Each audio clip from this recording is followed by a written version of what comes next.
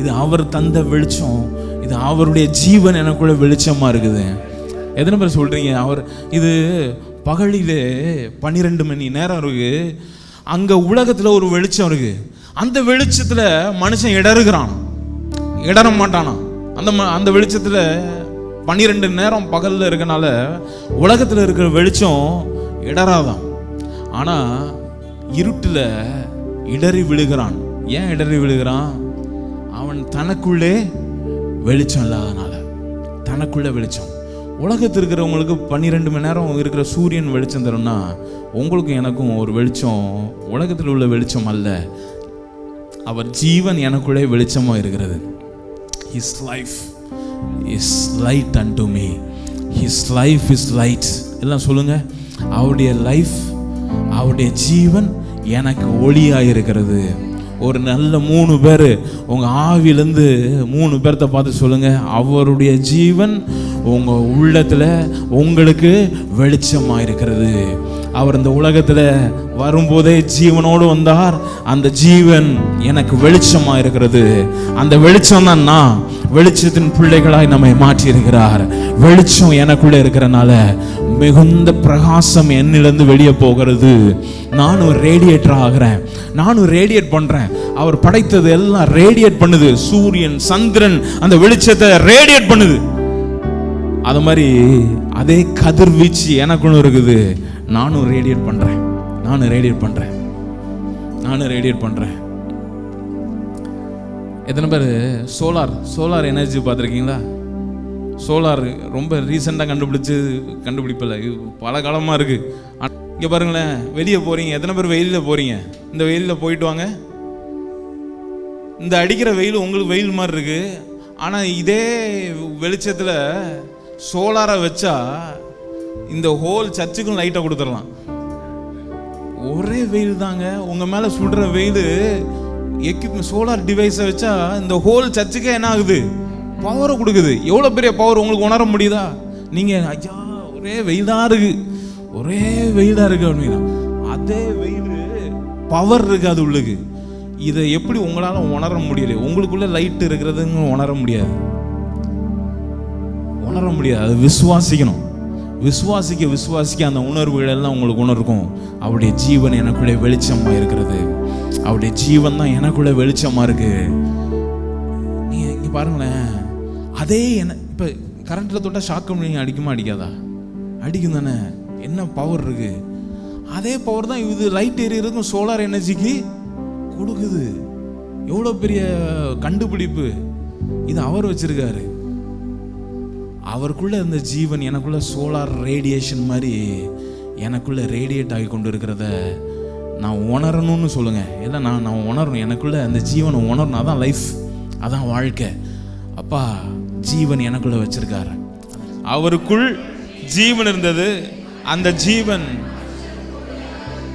இப்போ மனப்பாடமாக சொல்லுங்க. அவருக்குள்ளே ஜீவன் இருந்தது.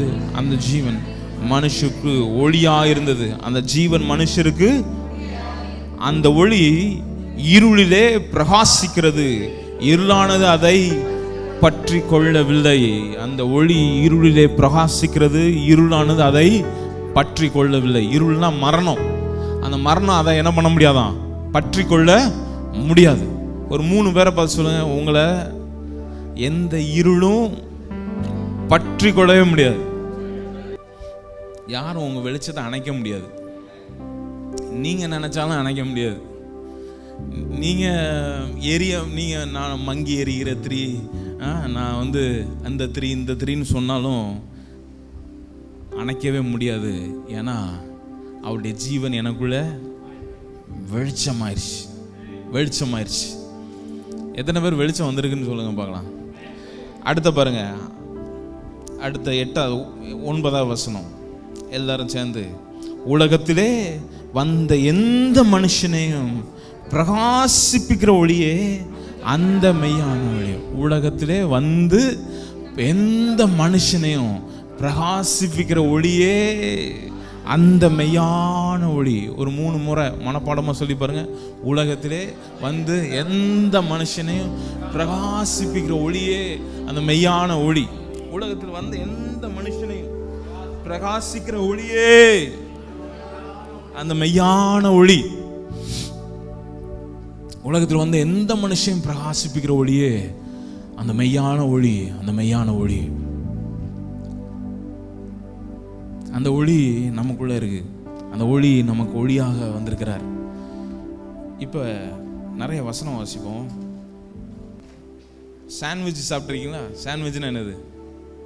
2 பிரெட் இருக்கும், பிரெட்டுக்குள்ளே முட்டை, அது பேர் முட்டை சாண்ட்விச். 2 பிரெட்டுக்குள்ளே சிக்கன் வச்சு அது பேர் என்னது? Chicken sandwich. இங்கே சாண்ட்விச் இருக்குது. என்ன சாண்ட்விச் இருக்குன்னு கண்டுபிடிங்க பார்க்கலாம். லாசரு கதையை சொல்ல போகிறாரு. அவன் மரிச்சிருக்கான், அவன் உறங்கிட்டு இருக்கான் அப்படின்னு ஒரு பேரபிளாக அதை சொல்லிட்டு போயிட்டு கடைசி அவன் என்ன பண்ணிட்டான்? அவன் நித்திரையாக இருக்கிறான், அவன் மரிச்சு போனான்னே சொல்கிறாரு. அவன் எழும்ப போகிறவன். இந்த கதைக்கு சொல்லும் போது கலிலேயாவுக்கு போவோமா, நம்ம தப்பிச்சிடலாமா, நீங்கள் அங்கே போகிறீங்க அப்படின்லாம் நிறைய கேள்விக்கு வருது. இதுக்குள்ளே சாண்ட்விச் கொடுக்குறாரு. இதுதான் இந்த ஒளி. இதை பற்றி சம்மந்தமே இல்லாமல் எழுதியிருக்க மாதிரி இருக்குது, ஆனால் ரொம்ப முக்கியமான மேட்ரு. 11:9 எல்லாம் சேர்ந்து வாசிக்கலாமா? இயேசு பிரதியுத்தரமாக, பகலுக்கு 12 மணி நேரம் இல்லையா?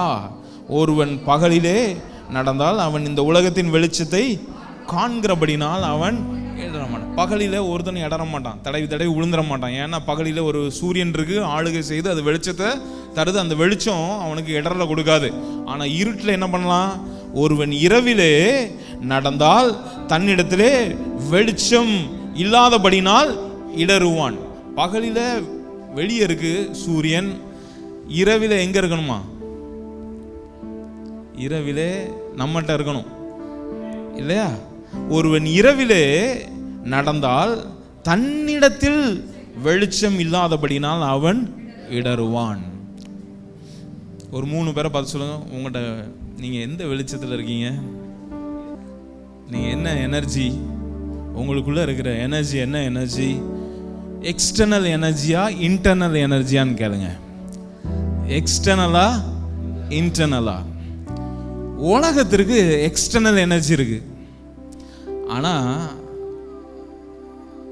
அவர் நாமத்தின் மேல விசுவாசம் வைத்து அவரை ஏற்றுக்கொண்ட அனைவருக்கும் அவர் பிள்ளைகளாகும்படி அதிகாரம் கொடுத்தார். உங்களுக்கு இன்டர்னல் எனர்ஜி இருக்கு.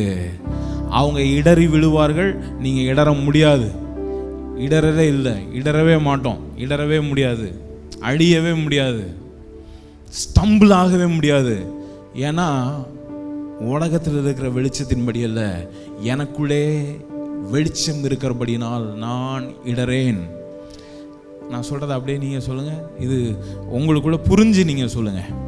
உங்க ஆவி மனுஷன்றது நீங்க சொல்லுங்க. எனக்குள்ள வெளிச்சம் இருக்கிறதுனால எந்த இருளையும் என்னை மேற்கொள்ள முடியாது.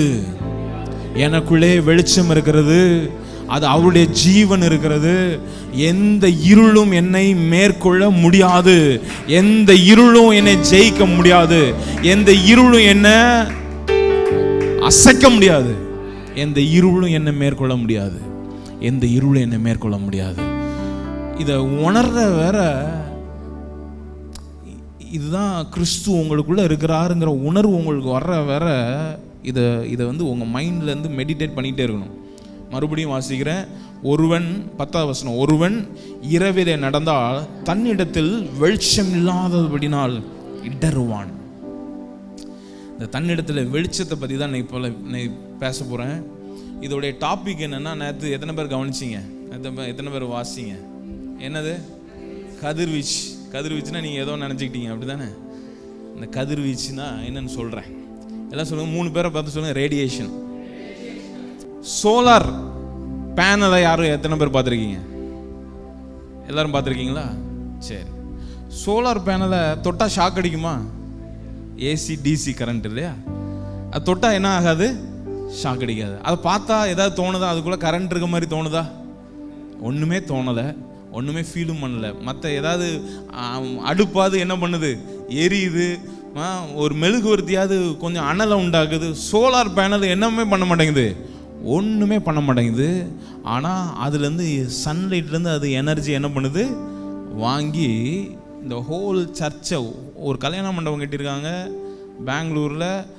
அந்த கல்யாண மண்டபம் தான் இருக்கிற இந்தியாவில் பெரிய, இன்னும் கெட்ட போகிறாங்கன்னு நினைக்கிறேன். ஃபுல்லாக சோலார், கம்ப்ளீட்லி சோலார். அமெரிக்காவில் 120 அந்த இடிஞ்ச கட்டடம் ஒன்று இருந்துச்சு பார்த்தீங்களா, ஒரு பிஸ்னஸ் டவர் ஒன்று செப்டம்பர் 11 முடிஞ்சு, அதுக்கு ரீப்ளேஸ்மெண்ட் கட்டிகிட்டு இருக்காங்க. அதுவும் கம்ப்ளீட்லி இப்போ எல்லாம் சோலார் தான். எங்கே பார்த்தாலும் ஈவி கார் வந்த மாதிரி எல்லாம் சோலார் மயமாயிடுச்சு. நம்ம வீட்டுக்கும் உங்கள் வீட்டுக்கும் நீங்கள் என்ன பண்ணுங்கள், கவர்மெண்ட்டே என்ன பண்ணுறாங்க, உங்களுக்கு சலுகைகள் கொடுக்குறாங்க. எத்தனையோ எவ்வளோப்பா சலுகை? 30%. 1 லட்சத்துக்கு 30%. 30,000 1 லட்சம் வேணும்னா 30,000 கவர்மெண்ட்டே கொடுக்குது. சோலார் மயமாக மாற்றுறாங்க. இது பிரமிக்கிறதா இருக்குது எனக்கு அதை பார்க்கும் போது. ஒன்றுமே ஃபீல் ஆக மாட்டேங்குது. ஆனால் அதுக்குள்ளேருந்து எனர்ஜி என்ன பண்ணுது, ஒரு ஹோல் சர்ச்சை எரிய வைக்க முடியுது. இருக்கிற லைட்டு, ஃபேன், ஏசி, இருக்க எல்லா டிவைசஸும் அதால் எரிய வைக்க முடியுது. ஆண்டவர் சூரியனை அப்படி படைச்சிட்டாராம். சூரியனுக்கு ரொம்ப முக்கியத்துவம்லாம் கொடுக்கல. சூரியன் உண்டாக கிடவுது, சூரியன் உண்டாயிட்டு. அவர் வார்த்தையில் கமெண்ட் பண்ணாராம், வெளிச்சம் உண்டாக கிடவுதுன்னு. வெளிச்சம் சூரியன்லாம் உண்டாச்சு. ஒரு ஊருகா மாதிரி அதை படைச்சிட்டார்.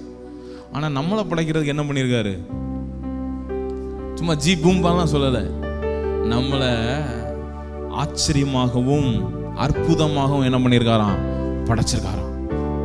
எலும்புகள், உள்ளம், திரியங்கள், இது எல்லாமே நான் பிரமிக்கத்தக்க விதத்திலே அதிசயமாய் உருவாக்கப்பட்டிருக்கேன். அப்போ இந்த ஹவுசிங் இந்த படைக்கும் போது அதுக்குள்ளே ஒரு எனர்ஜியை வைக்கிறதுக்கு தான் பில்டப்பே. இவ்வளோ பெரிய பாடியை ஏன் அப்படி வச்சிருக்காருன்னா, அவருடைய ஜீவனை கொள்ளுகிற அளவுக்கு இந்த சரீரத்தை மகிமையானதான் என்ன பண்ணியிருக்காரு, படைச்சிருக்காரு. அதனால தான் இவ்வளோ டைம் எடுத்துக்கிறாரு.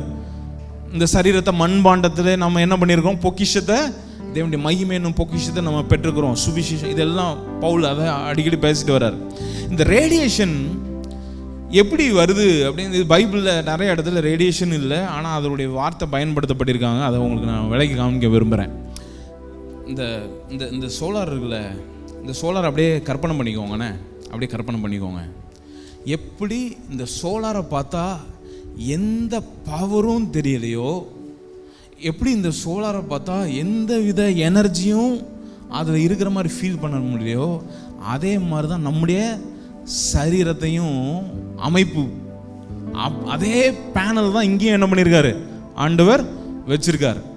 இது சோலார் எனர்ஜிக்கு ஆக்குபை பண்ணுற இதல்ல, அவருடைய ஜீவனையே ஆக்குபை பண்ணுற அளவுக்கு, அதை தாக்கு பிடிக்கிற அளவிற்கு நம்முடைய சரீரத்தை ஆண்டவர் என்ன பண்ணியிருக்காராம், அப்பா என்ன பண்ணியிருக்கார், உருவாக்கி இருக்கிறார்.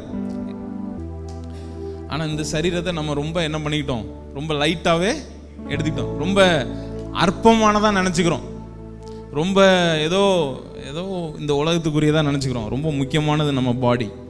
நம்ம பாடியிலேருந்து எவ்வளோ பெரிய ரேடியேஷன் உருவாதுன்னு உங்களுக்கு நான் காமிச்சு கொடுக்குறேன். நல்ல கவனிங்க. கதிர்வீச்சு பார்த்துருக்கீங்களா? கதிர்வீச்சு எத்தனை பேர் ரேடியோ ஆக்டிவ் அந்த ஜோனுக்கெலாம் போயிருக்கீங்களா? ஹாஸ்பிட்டலில் ரேடியோ ஆக்டிவ் ஜோன் அப்படின்னு இருக்கும். அந்த இடத்துல நீங்கள் கவனித்து பார்த்தீங்கன்னா யாரையுமே என்ன பண்ண மாட்டாங்க, உள்ளுக்கு விட மாட்டாங்க. யாராவது உள்ளுக்கு போயிருக்கீங்களா? போயிருக்கலாம். யார் போவான்னா, கேன்சர் பேஷண்ட் என்ன பண்ணுவாங்க, அது உள்ளுக்கு போவாங்க. நான் அம்மாவுக்கு ட்ரீட்மெண்ட் இருக்கும்போது சென்னையில் ஒரு ரேடியோ ஆக்டிவ் ஜோனுக்குள்ளே உள்ளுக்கு போகிறோம். உள்ளுக்கு போகும்போதே என்ன பண்ணுவாங்கன்னா, ஒரு ட்ரெஸ் என்ன பண்ணுவாங்க, ஒரு கொடுப்பாங்க, ஒரு மேல் ஆடையை நமக்கு கொடுப்பாங்க. அந்த மேல் ஆடையை நம்ம போதிட்டு ஒரு பெரிய கோட் மாதிரி இருக்கும், எங்கேயுமே இது இருக்காது, அங்கங்கே எல்லாத்தையும் கவர் பண்ணி கண்ணாடி போட்டிருப்போம், ஷூஸ் போட்டிருப்போம், அதுக்கேற்ற ஆடைகள் எல்லாமே கொடுத்து தான் உள்ளுக்கு போக முடியும்.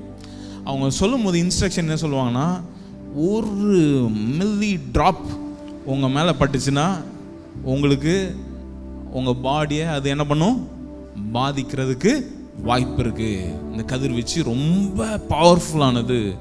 கேன்சரை ட்ரீட் பண்ணுறதுக்கு ரேடியேஷன் கொடுப்பாங்க. மற்ற கண்ணால் பார்க்க முடியாத கிரியைகளை, மற்ற எவிடன்ஸஸே இல்லாத கிரியைகள்லாம் இந்த ரேடியேஷன் என்ன பண்ணிடும், போய் அதை போய் என்ன பண்ணிடும், குணமாக்கிரும். அதை போய் அழிச்சிடும். அந்த கிருமிகளை அதை அழிச்சு விடும். அதுதான் ரேடியேஷன் கொடுக்குறாங்க.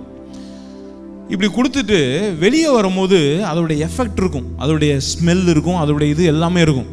நீங்கள் ஒன்றும் இல்லை, இது ஒரு தாக்கத்தை உண்டு பண்ணுறது அப்படிங்கிறதுக்கு ஸ்மெல்லு கூட ஒரு உதாரணமாக எடுத்துக்கலாம். நீங்கள் கவர்மெண்ட் ஜிஹெச் போயிருக்கீங்களா? ஜிஹெச் போயிட்டு வந்தால் என்ன எப்படி கண்டுபிடிக்கலாம், உங்கள் ஸ்மெல், உங்கள் ஜட்டி கூட, உங்கள் பனியன் கூட என்ன ஆயிரும், 4 நாள் துவைச்சாலும் போகாது. அவ்வளோ நான் நிறைய நாள் ஜிஹெச் போகிறதுக்குன்னு என் ஒய்ஃப் என்ன பண்ணியிருக்கான், அதுக்கு ஒரு டிஷர்ட்டு, அதுக்கு ஒரு ஒரு ட்ராக் பேண்ட் வச்சுருக்கோம். முன்னாடி கோவிட் டைமில் டெய்லி அப்பப்போ ஜோமனை கொடுறனால என்ன பண்ணுவான், நீ அங்கேயே கழட்டி போட்டுட்டு வாசல்லே கழட்டி போட்டுட்டு வந்துடணும். திரும்ப போகும்போது வாசல்லே அதை துவைச்சி காய போட்டு நீட்டாக இருக்கும். அது வீட்டுக்குள்ளே வராது, அவ்வளோ ஸ்மெல் இருக்கும். ஒரு ரேடியேஷனுக்கு இவ்வளோ பவர் இருக்குது, ஒரு ஸ்மெல்லுக்கு இவ்வளோ இன்ஃப்ளூயன்ஸ் இருக்குது. அதை பார்க்க முடியாது, அதை ஃபீல் பண்ணவே, அதை என்ன பண்ண முடியுதானா நுகர முடியுது. இது எப்படி? இதுவும் ஆஸ்பத்திரி நீங்கள் போகலான்னு விட்டுருங்க. எத்தனை பேர் செத்த எலியை பார்த்துருக்கீங்க? செத்த எலி உங்கள் வீட்டில் இருந்திருக்கா? இவ்வளோதான். எலியோடைய சைஸ் என்ன சைஸில் இருக்குது? இந்த இவ்வளோதான் இருக்குது.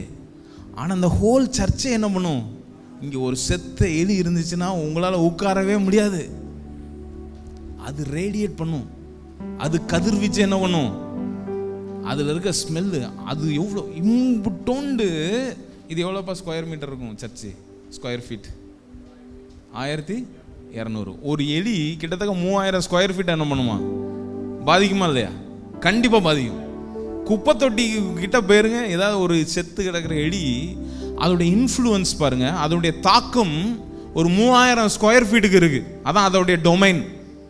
அதோட டொமைன் அவ்வளோ பெருசா இருக்கு. சின்ன எலி ரேடியேட் பண்ணுது.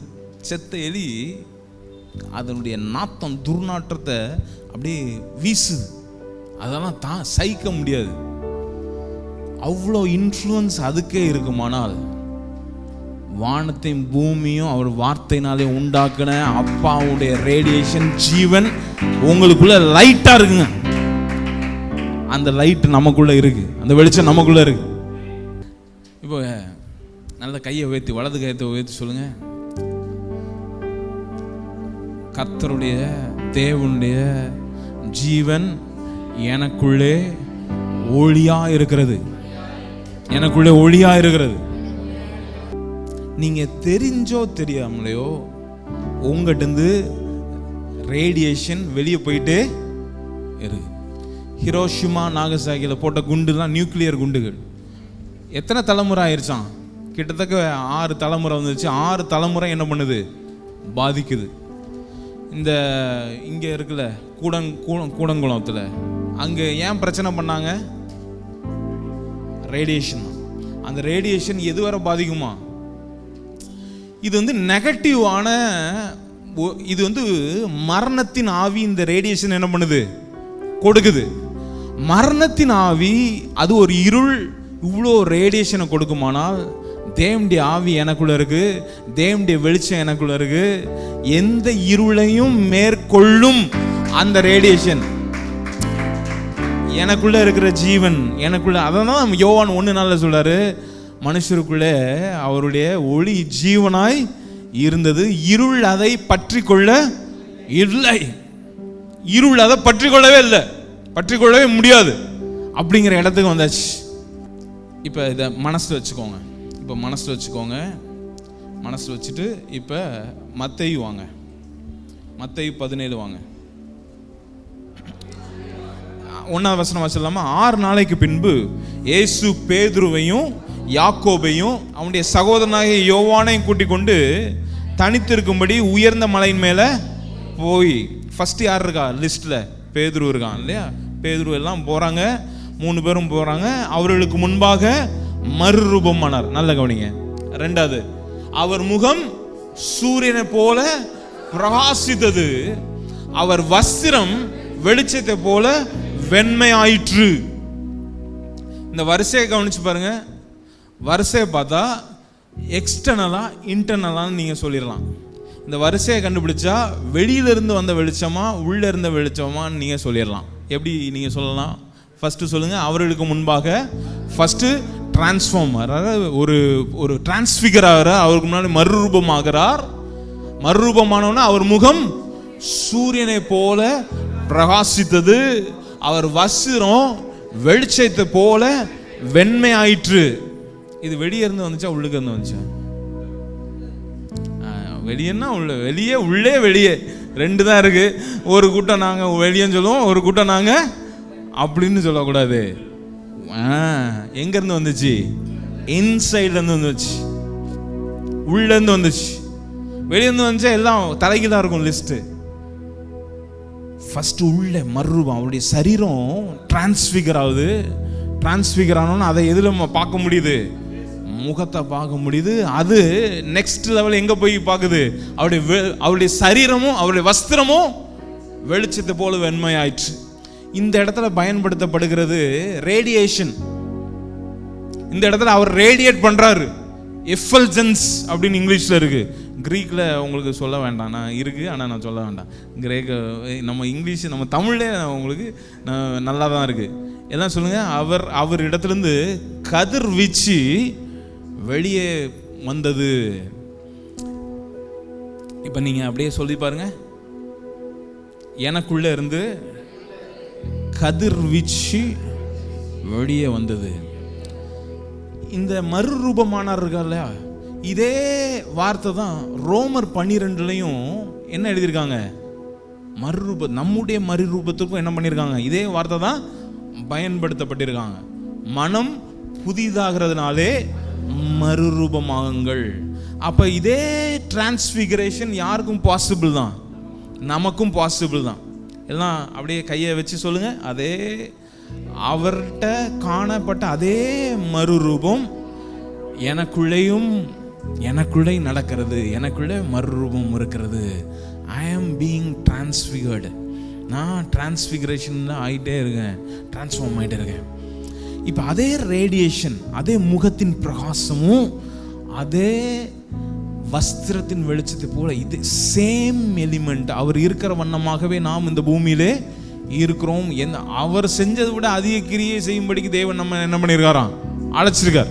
இப்போ அதே ரேடியேஷன் எனக்குள்ள இருக்கு. இந்த ரேடியேஷனை அன்னைக்கு அவங்க பார்த்தாங்க. அன்னைக்கு பார்த்த உடனே பயந்துட்டாங்க. அவ்வளோ பெரிய, இதுவரை அவர் காண்பிக்காத ஒரு ரூபத்தை அவர் என்ன பண்றாரு? காண்பிக்கிறார். காந்தன்னு பயப்படுறாங்க. பேதுரு இந்த ரேடியேஷனை பார்த்துருக்காரு.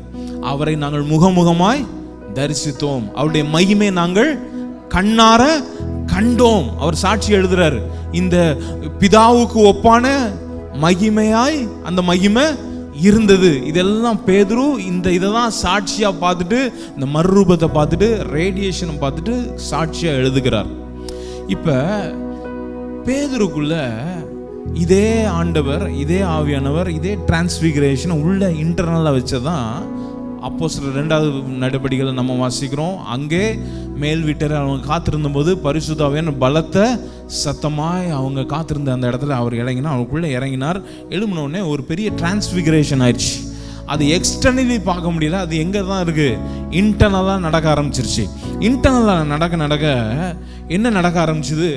இப்போ அப்போஸ்தலர் 4:3, 4, 5 5வது அதிகாரம் வந்தோடனே இப்போ 5வது அதிகாரத்தில் என்ன நடக்குதுன்னு பாருங்க. அப்போஸ்தலருடைய கைகளினாலே அநேக அடையாளங்களும் அற்புதங்களும் ஜனங்களுக்குள்ளே செய்யப்பட்டது. எல்லாரும் ஒருமனப்பட்டு சாலமோனுடைய மண்டபத்திலே இருந்தார்கள். கையிலிருந்து ஏன் அற்புதம் நடக்குது? கதிர்வீச்சு, ரேடியேஷன். அவனுடைய கையிலிருந்து ஏன் அற்புதம் நடக்க முடியுது அப்படின்னா கதிர்வீச்சு. 12 மறுபடியும் எல்லாம் சேர்ந்து வாசிங்க. அப்போஸ்தலருடைய கைகளினாலே அநேக அடையாளங்களும் அற்புதங்களும் ஜனங்களுள்ளே செய்யப்பட்டது. இதை அப்படியே மனசில் வச்சுட்டு இப்போ உங்கள் கையை போட்டு இதில் வாசிங்க. என்னுடைய கைகளினாலே அநேக அடையாளங்களும் அற்புதங்களும் ஜனங்களுக்குள்ளே செய்யப்பட்டது. இது உங்களுக்கு ரியாலிட்டியாக மாறுற வரை இதை மெடிடேட் பண்ணுங்க. இதை அப்படியே சொல்லுங்க பார்க்கலாம். என்னுடைய கைகளினாலே அநேக அற்புதங்களும் அநேக அடையாளங்களும் ஜனங்களுக்குள்ளே செய்யப்பட்டது. உங்கள் நாமத்துக்குள்ள இதுதான் எழுத போட்டிருக்கோம். உங்களுடைய லெகசி இப்படி அறியப்படுவதாக. உங்களுடைய நாமத்தின் கீழே உங்களுடைய சரீரத்தில் உங்கள் நியூஸ் பேப்பரில் இப்படி அறியப்படுகிற வார்த்தைகளை ஆண்டவர் கொடுப்பாராக. உங்கள் பேர் என்ன சார்? அவங்க பேர் என்ன சார்? இவர் சொன்னார், என் ஊரில் அந்த அடாவடித்தனம் பண்ணியிருக்கேன். ஆனால் இப்போ வந்து கேட்டால் என்ன சொல்கிறாங்க? ஒரு மரியாதை கொடுக்குறாங்க. இதோட இன்னொரு மரியாதையை சேர்த்துக்கோங்க. ராஜேஷர் கையில் அற்புதங்களும் அடையாளங்களும் செய்யப்பட்டது அப்படின்னு அறியப்படட்டும். அப்படின்னு அறியப்படுவதாக. பக்கத்துல சொல்லுங்க, உங்க பெயர் இந்த வண்ணமாக அறியப்படுவதாக. அவருடைய கைகளினாலே அநேக. இப்போ உங்க கையில அந்த ரேடியேஷனை ஃபீல் பண்ண முடியுதா பாருங்களேன். நான் எனக்கெல்லாம் ஃபீல் பண்ண முடியுது. ஃபீல் பண்ண முடியும். சும்மா வேர்வே ஃபீல் பண்ணிட்டு சொல்லக்கூடாது. பிசு பிசுன்னு விட்டுது பாஸ்டர், கரெக்ட் தான் பாஸ்டர், உப்பாக இருக்குது, அது இல்லை ரேடியேஷன். இது ஹார்ட்லேருந்து நீங்கள் உணர வேண்டியது, ஹார்ட்லேருந்து உணர வேண்டியது. அப்படி உணர்ற வேற உங்கள் மைண்டை இதை ஃபிக்ஸ் பண்ணுங்கள். இன்றைக்கே என்னென்ன நடக்குதுன்னு மட்டும் பாருங்கள். இதை அப்படியே ஃபிக்ஸ் பண்ணுங்கள். அப்படியே நான் சொல்லும் போது முடிஞ்சால் இதை மெடிடேட் பண்ணுங்கள்.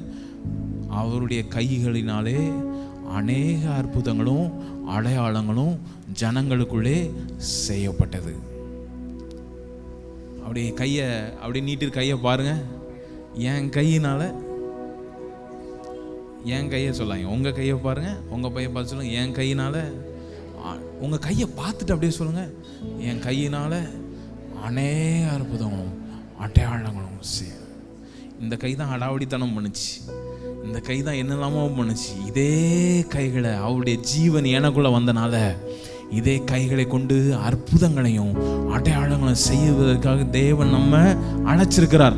இந்த திருநெல்வேலியில் நீங்க இருக்கிறதுக்கு காரணமே உங்க கைகளை கொண்டு தேவன் அற்புதங்களையும் அடையாளங்களையும் இந்த பட்டணத்தில் ஜனங்களுக்குள்ளே செய்வதற்கு. That's the only reason you are alive. அவருடைய அழைப்பின் முழு நோக்கம் இதுதான், முழு நோக்கம் இதுதான். இதுக்கு ஸ்பெஷல் டைட்டில்லாம் தேவையில்ல. ஹீலர், குணமாக்குகிறவர், பாஸ்டர், ப்ராஃபட், அப்போஸ்டல், இதெல்லாம் ஒண்ணுமே டைட்டிலே தேவையில்ல. யூ ஆர் எ ரேடியேட்டர், அதான் டைட்டிலே. நான் அவர் பிள்ளைனால, அவருடைய ஜீவன் எனக்குள்ள இருக்கிறனால, அந்த ஜீவன் எனக்குள்ள வெளிச்சமா இருக்கிறனால, அந்த வெளிச்சம் ரேடியேஷனா மாறனால என் கையை நீட்டி நான் தொடும்போது அதிலே அற்புதங்களும் அடையாளங்களும் செய்யப்பட்டது. ஆமென். நம்புறீங்களா இல்லையா? மற்றவர்களில் ஒருவரும் அவர்களுடைய சேர. ஏன்னா ரேடியேஷன். என்ன ரேடியேஷன்? அந்த நீங்க உடனே இன்னைக்கு பக்கத்து வீட்டுக்காரன்ட்டு போய் என் கூட நின்றாத பார்ப்போம் பாரு, அது இல்லை. எவனுன்னா எந்த நோயும் அர்த்தம், எந்த வியாதியும் அர்த்தம். எந்த வியாதியும் என் கிட்ட வர்றதற்கு துணியவில்லை. சொல்லுங்க பார்க்கலாம். எந்த அப்படியே அப்படியே அப்படியே உணர்ந்து சொல்லுங்க. எந்த வியாதியும். இதை பார்த்தனால தான் ஏஆலன் அவர் கையில் என்ன பண்ணார், ஜான் ஜி லேக் என்ன பண்ணிட்டாரு, அவர் கையில் அந்த இதை வச்சு காமிக்கிறாரு, கிருமியை வச்சு காமிக்கிறாரு, துணியவில்லை. ஏன்னா ரேடியேட்டிங் பவர் என் கையில் இருக்குங்கிறத உணர முடிகிறது. இன்னைக்கு இந்த வீட்டிலேருந்து வெளியே போகிறதுக்குள்ள உங்களுக்கு உணர்வை அந்த ஆவியானவர் கொடுப்பாராக, ஆவியானவர் கொடுப்பாராக. நான் உண்டு இல்லைன்னு பார்ப்போம். இனிமே என்ன நடக்குன்னு பாருங்க. பாருங்க, இதுக்கு அடுத்த வசனம் வாசிங்க, 15. இப்போ அப்படியே பாருங்க, பிணியாளிகளை அப்படியே நான் சொல்லும் போதே எங்கே போயிடணும், நீங்கள் அந்த இடத்துக்கு போயிடணும். அப்படியே உங்கள் ஆவியின் கண்கள் அந்த இடத்துக்கு போயிடணும். பிணியாளிகளை படுகளின் மேலும் கட்டில் மேலும் கிடத்தி பேதுரு நடந்து போகையில் அவனுடைய நிழலாகிலும் அவர்கள் சிலர் மேல்.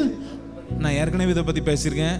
நிழல் சூரியனுடைய வெளிச்சம் கணக்கு பண்ணி அவங்க அந்த நிழலை கணக்கு பண்ணாங்க. ஆனால் இன்னைக்கு நான் ஒரு வித்தியாசம் சொல்கிறேன். அப்படின்னா இரவு நேரத்தில் பேதுரு என்ன பண்ணவே முடியாது, அற்புதம் பண்ணவே முடியாது. அப்புறம் ஒரு வரிசையில் இருக்கிறவங்கள தான் என்ன பண்ண முடியும், நிழல் படுற இடம் இந்த வரிசையில் இருந்தால் என்ன பண்ண முடியாது, நிழல் குணமாக்க முடியாது. இங்கே தான் சூரிய நிழல் அல்ல, இங்கே இன்னர் லைட் ரேடியேஷன், இங்கே தான் கதிர்வீச்சை பற்றி பேசுகிறாரு. இது சூரியன் கொடுக்குற நிழல், அந்த கருப்பு ஒளி, இந்த வெளிச்சம் அல்ல. இது இன்டர்னல் ஜீவன் உயிர்த்தெழுதலின் ரேடியேஷன் அவர் கீழே இருக்கிறனால ரூபத்தில் மலையில் அவரை பார்த்த அதே ரேடியேஷன் தான் இப்போ பேதுருக்குள்ள ஒர்க் அவுட் ஆகுது. பேதுரு அறிஞ்சு இருக்கானோ அறியலையோ அவனுக்குள்ள பயங்கரமாக ரேடியேட் ஆகிறத அவனால் உணர முடியுது. இப்போ என்ன பண்ணுறாங்க, இவன் வரும்போது இந்த ரேடியேஷன் எப்படியாவது அவன் மேலே என்ன பண்ணிடணும், பற்றுன்னு சொல்லி ஜனங்கள் இந்த ஓரம் என்ன பண்ணிட்டாங்களாம், ஆட்களை கொண்டு வந்து வச்சுட்டாங்க. இந்த இடத்துல தான் எஃபிலஜி, இந்த இடத்துக்கு அது என்ன பயன்படுத்துகிறாங்க தெரியுமா, எஃபல்ஜன்ஸ். எல்லாம் சொல்லுவாங்க எஃபல்ஜன்ஸ். 3 வார்த்தை பயன்படுத்துகிறான். எஃபல்ஜன்ஸ், எபிகாய்ட்ஸோ. எபிகாய்ட்ஸோனா மரியாள் மேலே தேவ ஆவியானவர் என்ன பண்ணாராம்? நிழலிட்டார். இந்த நிழல் தான் அது. இந்த நிழல்ங்கிறது சூரிய வெளிச்சத்தின் நிழல் அல்ல, இது அவருடைய ஜீவன் நிழல். அவருடைய ஜீவனின் மூலம் உண்டாகும் கதிர்வீச்சு. அந்த கதிர்வீச்சு இப்போ உள்ளத்தில் இருக்கு, பேதுரு உள்ளத்தில் இருக்கு. பேதுரு உள்ள அது ஜீவனா இருக்கு. தெருக்குள்ளே போகிறான். தெருக்குள்ளே போகும்போது இது ஏதோ உங்களை மோட்டிவேட் பண்ணுறதுக்காக சொல்லலை. உங்களுக்கு என்ன கொடுக்கப்பட்டிருக்குங்கிற பவர் உங்களுக்கு தெரியணும். உங்களுக்கு தெரியணும். மற்றவங்களுக்குலாம் தெரியும், உங்களுக்கு மாத்திரம் தான் தெரியாது. இந்த உலகத்தில் எல்லாத்துக்கும் அது தெரியும். இந்த உலகத்தில் இருக்கிற சூரியனுக்கு கூட அது தெரியும். ஆனால் நமக்கு அதை என்ன பண்ண மாட்டேங்குது? நமக்கு இவ்வளோ ரேடியேஷன் இருக்கா அப்படின்னு தெரிய மாட்டேங்குது, தெரியவே மாட்டேங்குது. பிணியாளிகள் மேல் கைகளை வைப்பார்கள், அப்பொழுது அவர் ஏன் உங்களுக்குள்ள இருக்கிற தேவனுடைய உயிர் தழுதலின் ஜீவன் ரேடியேஷன் கதிர்வீச்சு போகுது. இப்ப பேதுருட்ட கண்டுபிடிச்சிட்டாங்க. பேதுருடைய நிழல்ல என்ன இருக்கு? பேதுருடைய ஷேடோல, நான் சொன்ன சூரிய ஒளியின் ஷேடோ இல்ல, இன்டர்னல் அவனுக்குள்ள இருக்கிற ஜீவன் அவனுக்கு வெளியே கதிர்வீச்சை உண்டு பண்ணுது. இப்ப பேதுருடைய டொமைன்ல, செத்த எலியினுடைய டொமைன் எவ்வளோ ஸ்கொயர் ஃபீட்ல இருக்கு? 3000 சதுரடி செத்த எலி வாசனை வீசுது. அதோடைய ரேடியேஷன் இருக்குன்னா, உயிர் உள்ள தேவனுடைய ஜீவன் அவனுக்குள்ள இருக்கிறதுனால அவன் செல்ற இடம்லாம் ரேடியேஷன் ஜோனா ஆண்டவர். நான் சொன்னேன், ஆண்டவர் இந்த இடத்த ஒரு கதிர்வீச்சின் மண்டலமாக தேவன் அறிவிப்பாராக. இந்த இடத்த உங்க வீடுகளை தேவன் கதிர்வீச்சின் மண்டலங்களாக தேவன் அறிவிப்பாராக. ரேடியோ ஆக்டிவ் ஜோனாக இன்னிருந்து ஆண்டவர் declare பண்ணுவாராக. May it be declared that from right now it shall be called as radioactive zone. Radioactive zone. High கிரவுண்ட்லேருந்து போயிட்டு வந்து அந்த கோட்டை கழட்டி வச்சு 5 நாள் கழிச்சு அவன் அதே வாசம் அவன் ஊத்துற ஃபெனாயில் இருக்கு. அவ்வளோ பவர் இருக்கு,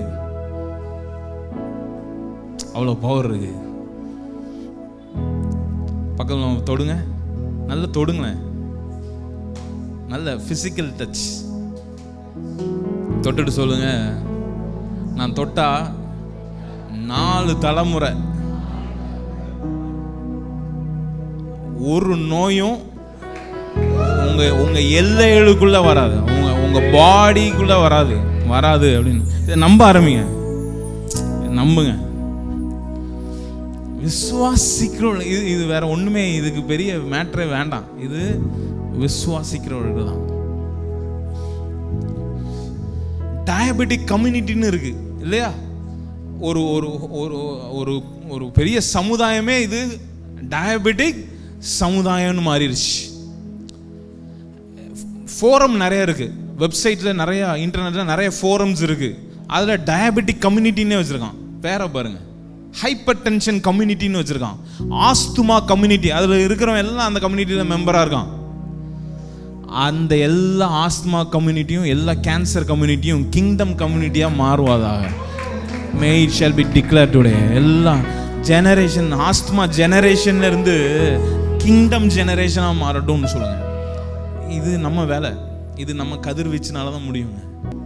இப்ப கற்பனை பண்ணுங்க, இயேசு மறுரூப மேலையில வெளியே இருந்து வெளிச்சம் அல்ல, எங்க இருந்து வெளிச்சம் தான் வர்றாரு. தனக்குள்ளே இருக்கிற பிதாவின் ஜீவன் அவருக்குள்ளே வெளிச்சமாகி உள்ள இருந்து மறுரூபமாகிறார், உள்ள இருந்து டிரான்ஸ்பிகராகிறார், உள்ள இருந்து ட்ரெஸ் மாறுது, உள்ள இருந்து ரேடியேட் ஆகுறாரு. இதை பார்த்தோன்னே அவங்கெல்லாம் பிரமிக்கிறாங்க.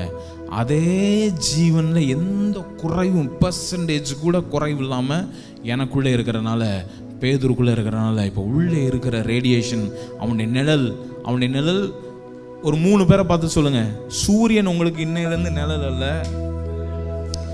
அவருடைய குமாரனே உங்களுக்கு நிழலாக இருக்கிறார். அவருடைய குமாரனுடைய ரேடியேஷன் உங்களுக்கு நிழலாக இருப்ப. சூரிய வெளிச்சம் உங்களுக்கு வெளிச்சம் அல்ல, அவருடைய குமாரனுடைய வெளிச்சம் உங்களுக்கு ஜீவனாக இருக்கிறது, உங்களுக்குள்ளே வெளிச்சமாக இருக்குது, உங்களுக்குள்ளே வெளிச்சமாக இருக்குது, உங்களுக்குள்ளே வெளிச்சமாக இருக்குது இந்த ஜீவன். இப்போ இன்னொரு வசனத்தை வாசிச்சு பாருங்க. அப்போஸ்தலர் 19:11.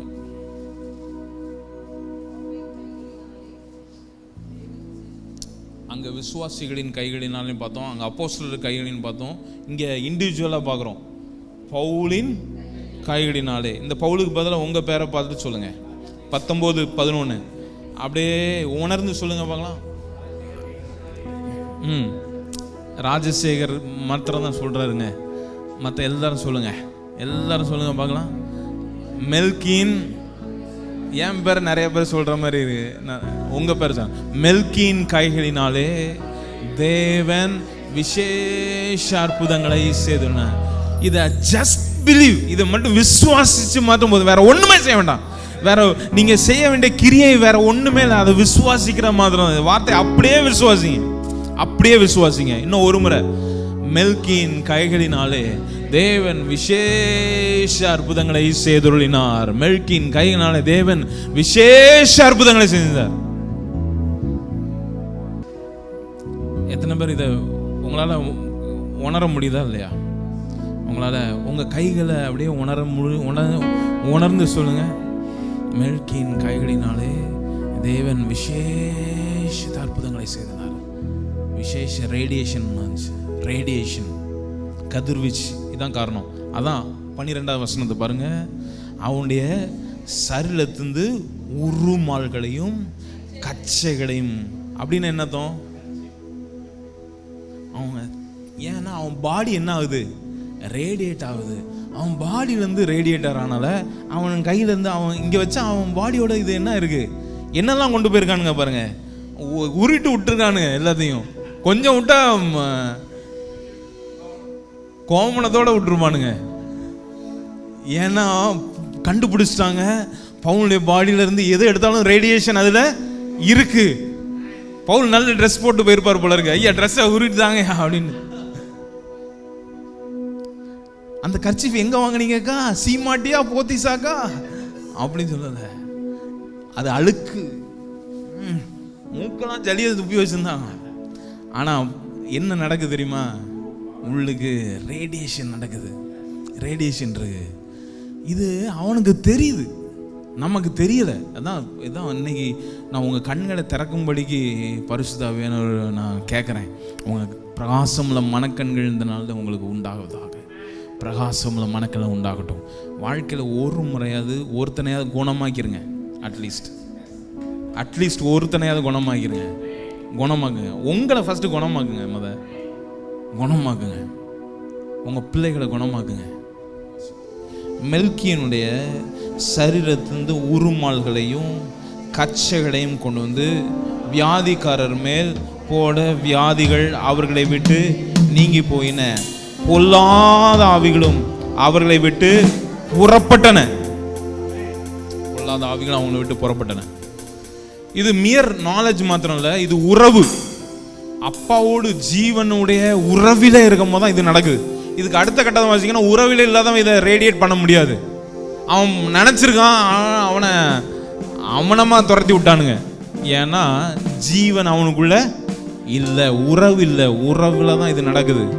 அவரை நோக்கி பார்த்த முகங்கள் பிரகாசமடைந்து வெட்கப்பட்டு போனதில்லை.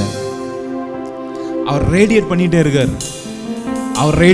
இருக்கிறாரு. நீங்களும் ரேடியேட் பண்றீங்க. ரேடியேட்டிங் ஸ்பிரிட்டை உங்களுக்குள்ள வச்சிருக்காராம். ரேடியேட்டிங் ஸ்பிரிட் உங்களுக்குள்ள வச்சிருக்காரு. மறுபடியும் வாசிக்கிறீங்களா? மறுபடியும் 11, 12 ரெண்டையும் சேர்ந்து வாசிப்போம். மெல்கின், உங்க பேரை நல்லா அழுத்தி சொல்லுங்க. மெல்கின் கைகளினாலே. உங்களால உணர முடியுதா இல்லையா? எத்தனை பேருக்கு உணர முடியுதுங்க? உணர்ந்து சொல்லுங்க. அதை மெல்கின் கைகளினாலே தேவன் விசேஷ அற்புதங்களை செய்தருளினார். அற்புதங்களே விசேஷம், விசேஷ அற்புதங்களை செஞ்சார். அவனுடைய சரீரத்திலிருந்து உருமால்களையும் கச்சைகளையும் கொண்டு வந்து வியாதியஸ்தர் மேல் போட வியாதிகள் அவர்களை விட்டு நீங்கி போயின. பொல்லாத ஆவிகளும் அவர்களை விட்டு புறப்பட்டன. ஏன்னா அவனுக்குள்ள ரேடியேட் ஆகுது. பரிசுத்த ஆவியானவர் இந்த காலை வேளையில் உங்கள் கண்களை திறப்பாராக. உங்கள் கைகள் ரேடியேஷனை கதிர்வீச்சுகிறது என்ற வெளிச்சம் அதனுடைய கண்கள் இந்த நாளிலிருந்து திறக்கப்படுவதாக, திறக்கப்படுவதாக, திறக்கப்படுவதாக, திறக்கப்படுவதாக. எனக்கு ரொம்ப வருத்தமாக இருந்துச்சு. ஏன்னா அந்த கம்யூனிட்டி பார்க்கும்போது ஆஸ்துமா கம்யூனிட்டின்னு பேர் வச்சுருக்காங்க. அப்படியா அப்பா படைச்சது ஒன்று, ஆனால் இப்போ அவன் போய் ஜாயினாக இருக்கிறது எது? Asthma community. அதெல்லாம் உங்கள் பக்கத்து வீட்டுக்காரங்களாம் இருப்பாங்க, உங்கள் தெருவில் இருக்கிறவங்க இருப்பாங்க, உங்கள் ஸ்கூலில் இருப்பாங்க, உங்கள் நீங்கள் வேலை செய்கிற உங்கள் கடையில் இருப்பாங்க, எல்லா இடத்துலையும் இருப்பாங்க. அவங்கள நீங்கள் சும்மா ஸ்டார்டிங்கில் என்ன பண்ண ஆரம்பிங்க? என் கையை சும்மா கை கொடுங்க ஃபஸ்ட்டு. என்கிட்ட இப்போ ரேடியேஷன் ஜூன்னு பாதுப்பாரு அப்படின்லாம் வைக்காம அப்படிலாம் கை கொடுக்காங்க. சும்மா கொடுங்க. கொடுக்கும்போதே 2 நாள் கொடுங்க, 3ஆம் நாள் கொடுங்க, 4ஆம் நாள் வந்து சொல்லுவாங்க, நம்ம கை கொடுப்போம்மா, ஏதோ ஒன்று இருக்குது, உங்கள்கிட்ட வந்து கை கொடுத்துட்டு போனால் கொஞ்சம் நல்லா இருக்கிற மாதிரி இருக்குது, சுவாசம் நல்லா இருக்குது அப்படின்னு 4 நாளில் வித்தியாசம் தெரியும். 5ஆவது நாள் சில க்ளோரி, சில மகிமையில அற்புதம் உடனடியாக என்ன பண்ணும்? நடக்கும். சில நேரம் நீங்கள் ஜோம் பண்ணிட்டு ஒன்றுமே நடக்கலன்னு வந்துடக்கூடாது. நான் அப்படி வந்திருக்கேன். ஆனால் வந்ததுக்கப்புறம் ஃபோன் பண்ணி சொல்லியிருக்காங்க சுகமாயிட்டுன்னு. அது என்ன நடக்குது தெரியுமா? உங்கள்கிட்ட இருக்கிற ரேடியேஷன் இவங்களுடைய இம்யூனிட்டியை போய் பூஸ்ட் பண்ணிடும். இவங்களுக்குள்ளே இருக்கிற நோய் எதிர்ப்பு சக்தி என்னவாயிருக்கும்? அதை போய் என்ன பண்ணிடும்? பூஸ்ட் பண்ணிடும். 2-3 நாளில் அந்த இம்யூனிட்டி அந்த நோயை கொன்னுரும். அந்த இம்யூனிட்டி என்ன பண்ணிடும்? அந்த நோயெல்லாம் என்ன பண்ணிடும்? கொன்னுரும். 3ஆவது நாள் 4ஆவது நாள் அற்புதம் நடக்கும். அதனால் நீங்கள் தொடர்ந்து சோர்ந்து போகாதீங்க. கையை வச்சுக்கிட்டே இருங்க. அவர்கள் மேல் கையை வைப்பார்கள், அவர்கள் சொஸ்தமாக. அதை மாத்திரம் நம்புங்க. உங்கள் வீடு ஒரு ரேடியோ ஆக்டிவ் ஜோனாக நீங்கள் அறிவிச்சிருக்காருன்னு நம்புங்க. இந்த சபையை ஆண்டவர் ஒரு ரேடியோ ஆக்டிவ் ஜோனாக ஆண்டவர் அறிவிச்சிருக்காருன்னு நம்புங்க. இந்த இடத்துல கதிர் வீச ஜீவனின் கதிர் இந்த இடத்துல வீச இந்த பட்டணம் நம்ம காலின் கீழே வரும். பட்டணத்தில் இருக்கிற எல்லா அரண்களும் ராஜாக்களும் நம்ம காலின் கீழே வந்திருக்கிறாங்க. அதை நினைச்சு ஆண்டவரை இந்த நாளில் ஸ்தோத்திரிப்போம். இப்போ பாருங்களேன், இந்த வசனம் உங்களுக்கு ஞாபகம் வருதா? இந்த வசனம் ஞாபகம் வருதா?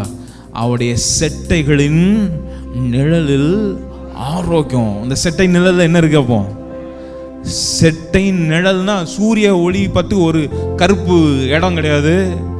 அவருடைய ரேடியேஷனில் அவர் ஜீவன்லேருந்து வருகிற நிழல், அதான் ரேடியேஷன். அதன் கீழே ஆரோக்கியம் இருக்கிறது, அதன் கீழே ஆரோக்கியம் இருக்கிறது, அதன் கீழே ஆரோக்கியம் இருக்குது. எல்லாம் எழும்பி நின்று கொஞ்ச நேரம். மலை மேல் இருக்கிற பட்டணம் ஏன் ஒளி? ரேடியேஷன் எல்லாமே ரேடியேஷன் தான்.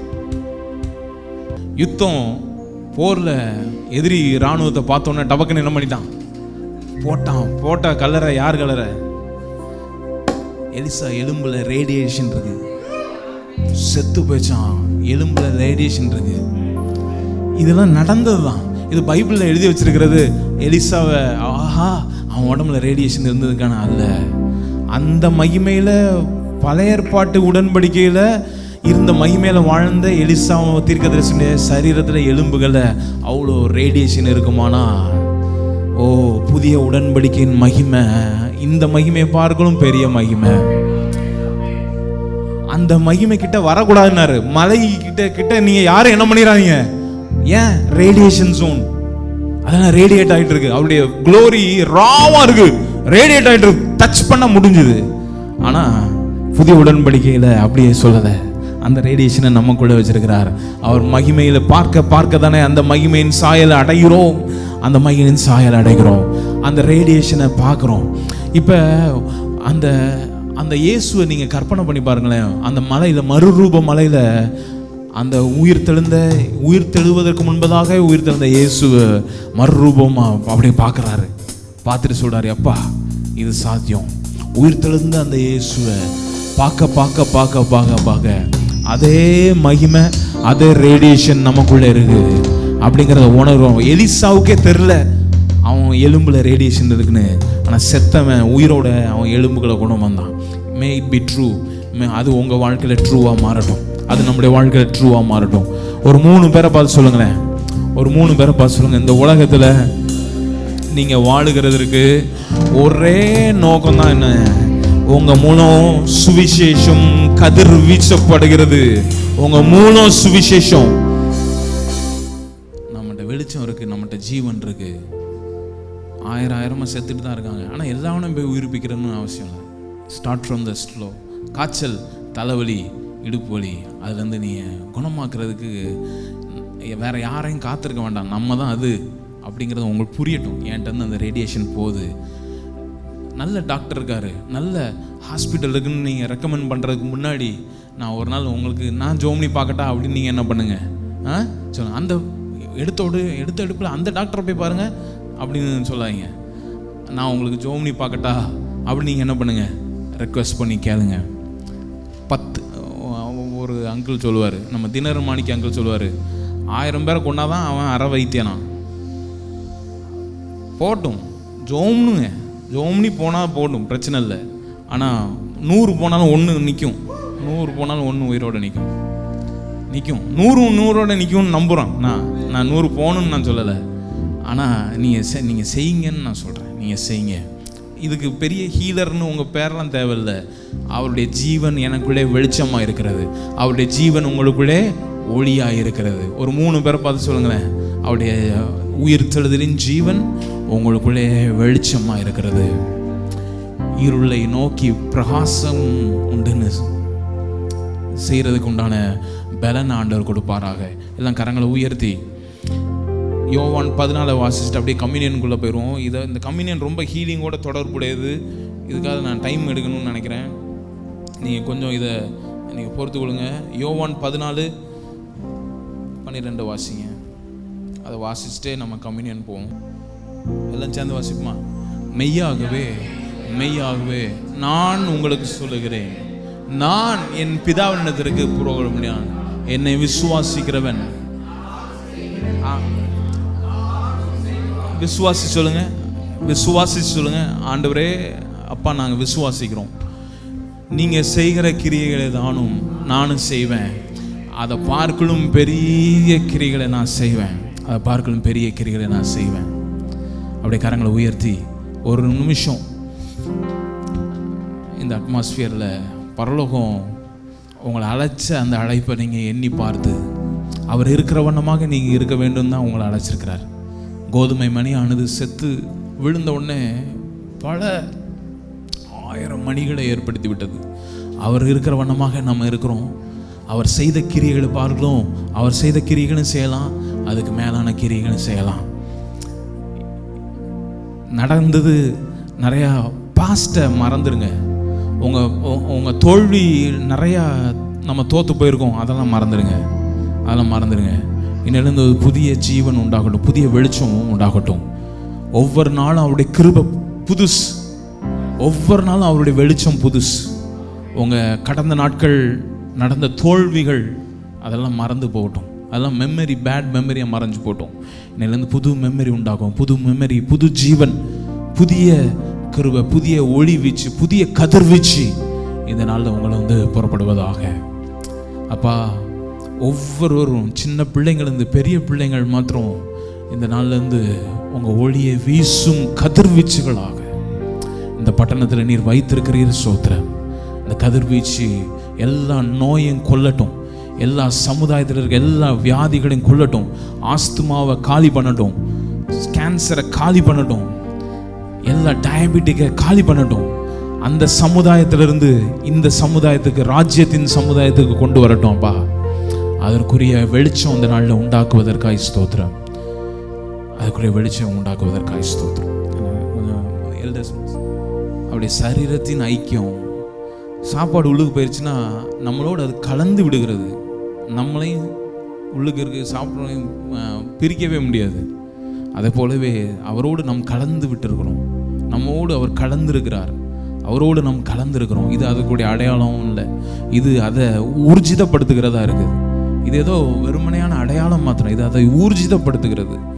இதை சாப்பிடும் போது கூட அந்த அந்த இணைப்பை உறுதிப்படுத்துகிறது, அதை ஞாபகப்படுத்துகிறது. இதனால் உங்களுக்கு ஞாபகப்படுத்திக்கிட்டோம், அவருடைய சரீரம் நம்ம சரீரம் ஒன்று தான், ஒன்றாக இணைந்திருக்கிறது. அவர் சரீரத்தில் இருக்கிற ஜீவன் என் சரீரத்தில் இருக்கிறது. அவருடைய சரீரத்தில் இருந்த வெளிச்சம் மறுரூப மலையில இருந்த வெளிச்சத்தை பார்க்கலாம், உயிர் தெழுந்த வெளிச்சம் என் சரீரத்திலையும் இருக்கிறது. அது அவருக்குள்ள ரேடியேட் ஆகிறது, எனக்குள்ளே ரேடியேட் ஆகிறது. இதை தான் சொன்னாங்க, எழும்பி பிரகாசி, உன்மேல் ரேடியேஷன் வந்தது. எழும்பி ரேடியேட் பண்ணுங்கிறார். Arise and radiate, arise and radiate. எழும்ப மாத்திரம் செய்யல, எழும்பி உன்னதங்களில் அவரோடு எழும்பு பண்ணிருக்கிறார் மாத்திரம் இல்ல, அவரோடு ரேடியேட் பண்றதுக்காக எழுப்பியிருக்கிறார். ரேடியேட் பண்றதுக்காக எழுப்பியிருக்காரு. அப்படியே அந்த ரேடியேஷனை ஞாபகம் வச்சுட்டு இதை சாப்பிடுங்க.